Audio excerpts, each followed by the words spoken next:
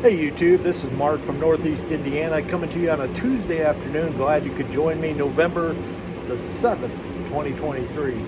And today I am trying to get ahead on some projects for Christmas. And this is what I am creating. Just a simple little Christmas tree. I'll throw some pictures in. You see, I got a little votive candle, 7 inches tall, about 5 inches at the base, 3 inches deep. Very, very simple to make. I'm off of work today, and because I work for the state, so you get some of those government holidays off. I think today's election day or something like that. Anyways, this is the wood I'm using. It's called Black Limba, and this is before any kind of stain on it or oil.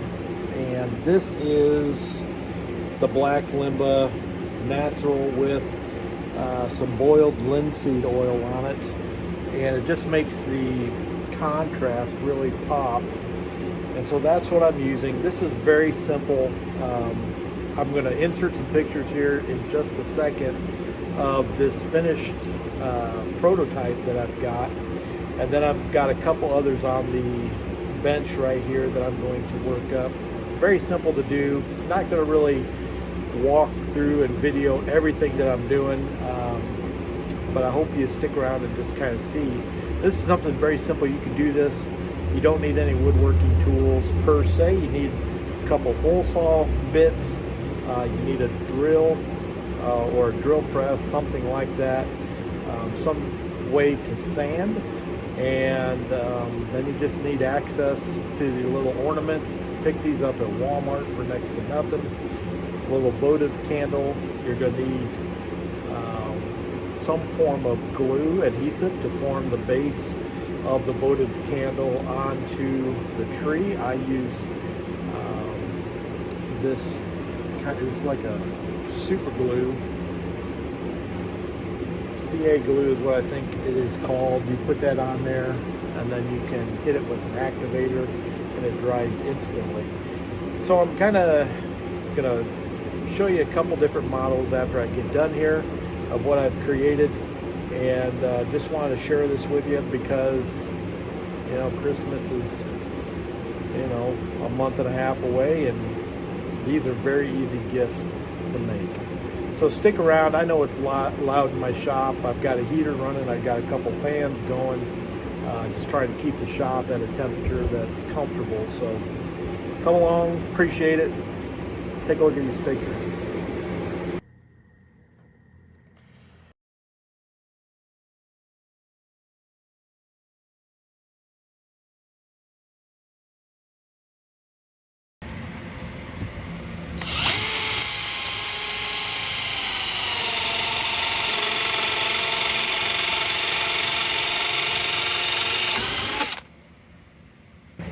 So after the hole sawing, I've got these two trees, quote unquote trees. They each have a hole up on the top and a partial hole there on the bottom as well. The sizes I'm using is a 2.5 and a 1.5 inch hole saw bit. This entire set, this set here comes from Harbor Freight. I think it's like 20 bucks. So they cut really well. The most difficult part about this entire craft is getting the plug out of each of these bits. The easiest way I found with any hole saw bit, as you know, the bit goes over, the hole saw bit goes over the pilot bit, and then it has a nut that secures it to it. When the plug is inside the bit and it doesn't want to come out, I used to get a little pick like this and pick and pick and pick, trying to turn that plug out. And now what I've done this for years, is I take the nut off, pull the bit off because it comes off the back. The plug is left on the pilot bit, and then you can just grab it, turn it off.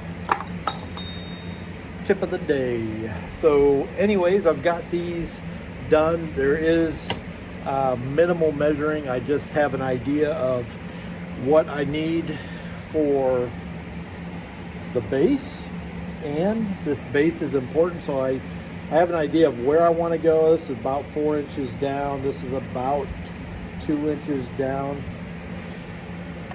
Now you want to hang on to the plug from the larger hole, because what I will do is I will actually resaw this on my bandsaw in half, and then now I've got the platform with a finished flat side to it that I can glue right onto the tree. So I'm going to do some sanding, get these holes cleaned up. I will put the boiled linseed oil on the tree, on my plug, glue it. I'll be back here in a second. Just a little bit more on this hole saw bit set from Harbor Freight. It begins with a 3/4 inch bit, goes up to this 5-inch bit. The whole reason I bought this set was for this bit right here. I've got a project where I've got to make one hole 5 inches in diameter. So the entire set, like I say, I want to say it's like 20 bucks, $19.99. It may be a little bit more, maybe it's 30 bucks at Harbor Freight. Got everything you need, and it does a decent job. Tip of the day, go out and get you one of those if you don't have any hole saw bits.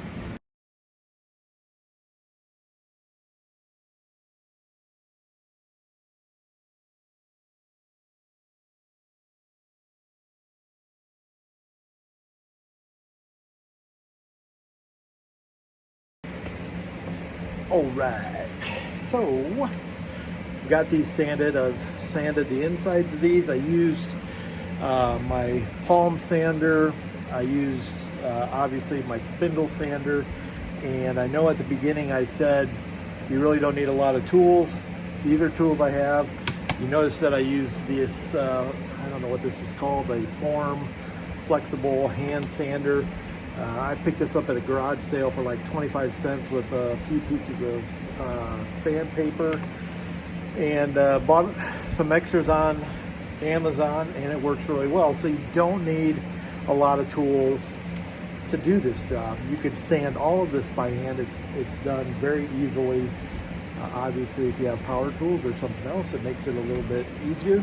And then the spindle that I'm using on the spindle sander is a 1-inch, and I just clean that up right at the end there with this thing. I don't know what this thing is called. It's called a sanding belt spindle cleaner.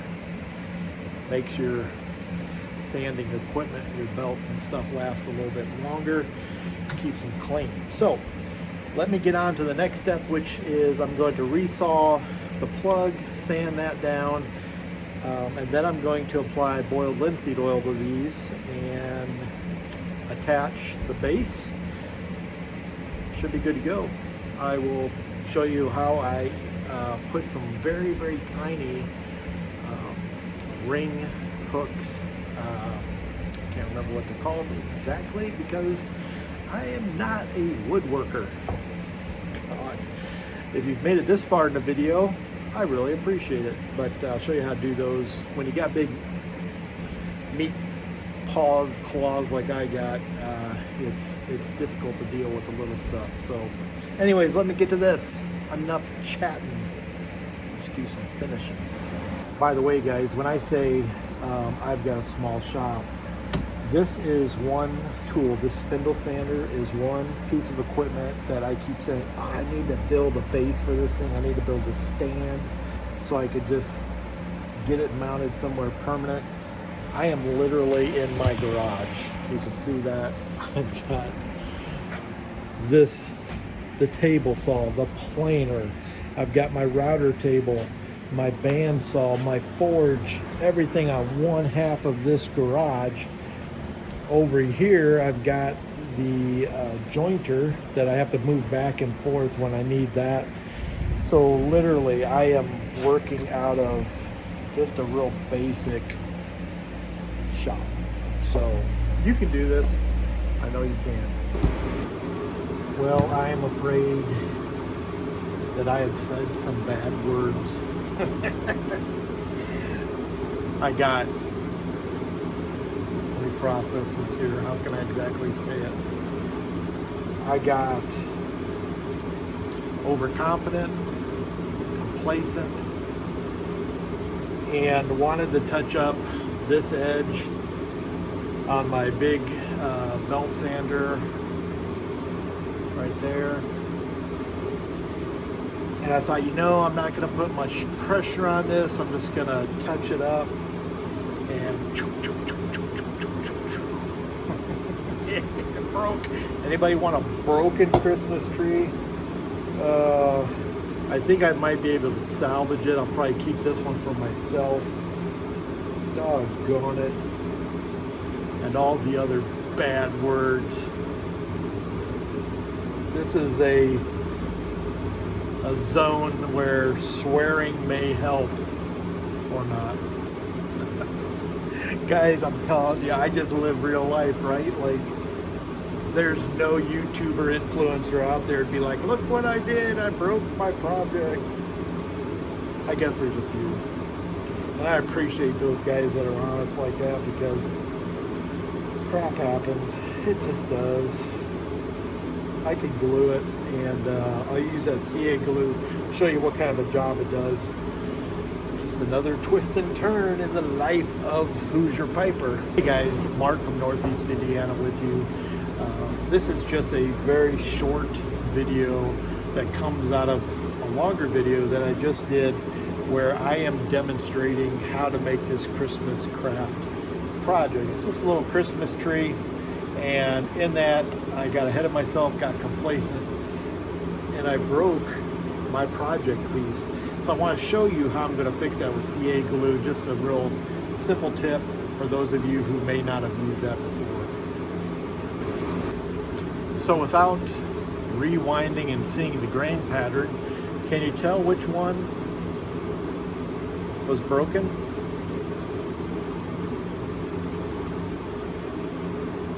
It was this one.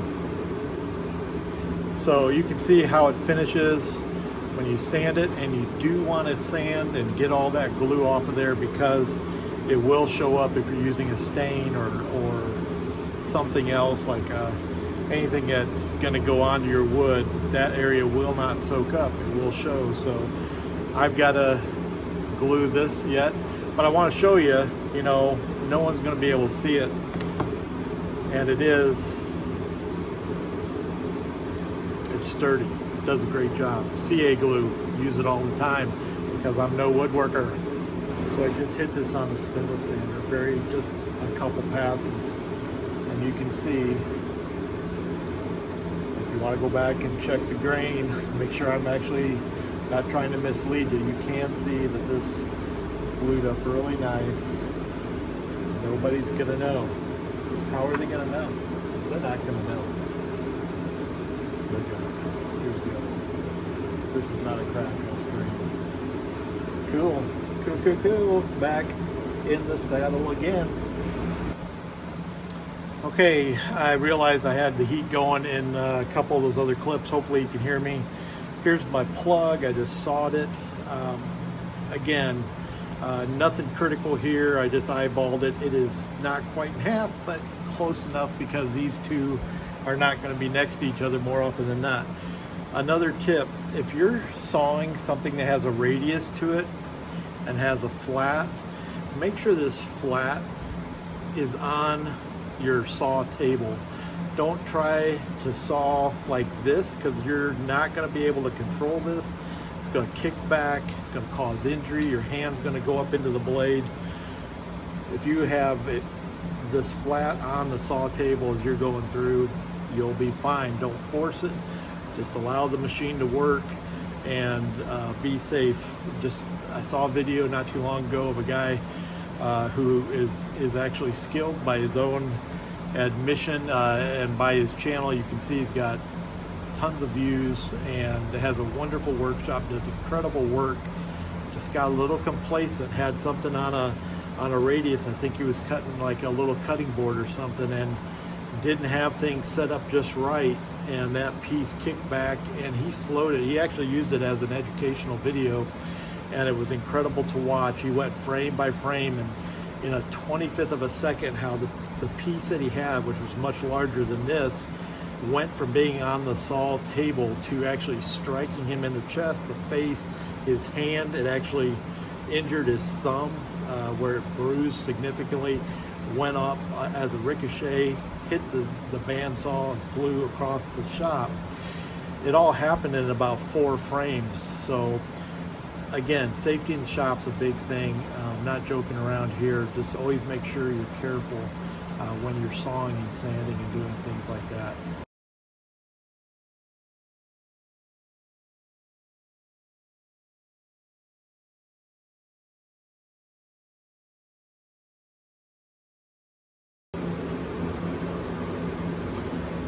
So I'm at the point where I've got the base secured to the tree by using that CA glue.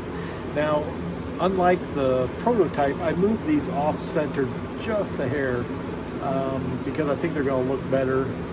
Now I have to put some hooks, one hook here, one hook here. Let me show you the size of these hooks. They're very tiny, and I think I figured out a way that I can do it where even these big meat hooks I got can get in there and get things taken care of. Let me show you.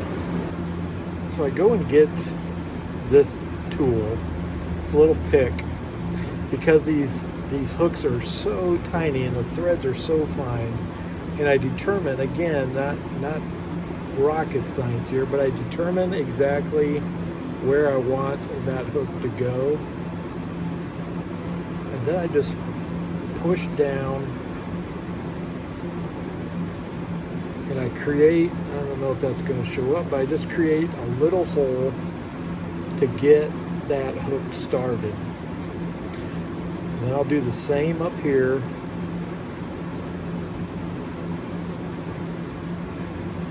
I'm trying to go about center on the circle.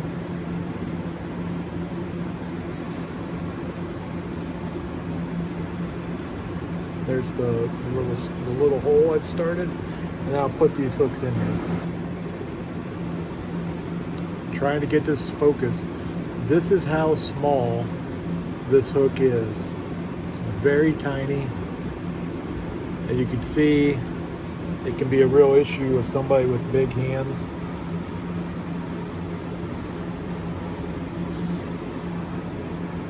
Push it into the hole.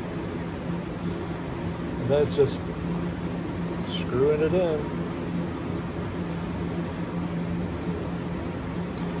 I'll use that same pick, put the sharp end through the eye of this hook once I've got it started, and then I just tighten it down. And I'll tighten it down a little bit more than that, but you can see that's how I get her done. Now that I have the hooks installed, I've got my ornaments laid out. I'm going to put those on the tree. I found some of this mini garland at Walmart. I think I'm going to see what that looks like on one of the trees. If it looks good, I might keep that in mind for future use. So here we have the finished product. The prototype is over here. This is the first one I made. This is the broken one, and then the other. So 2 of them with Christmas tags on them, one with a little red Christmas tree. The mini garland did not work out. Very happy with these. Hopefully you've enjoyed this video as well. So just like always, I want to encourage you to get out to your shop and try something new. I had seen something similar to this online. I made a few twists to it, made it my own, and I'm really pleased with how it turned out. This is a very simple, very pleasurable project and very low cost. You can do this. It's extremely easy. You don't need all the fancy power tools, and it will make a great Christmas gift this upcoming season. So just want to encourage you to get out the shop, try something new. Don't be afraid to fail, because more often than not, you're going to succeed. Until next time, Mark from Northeast Indiana. Take care.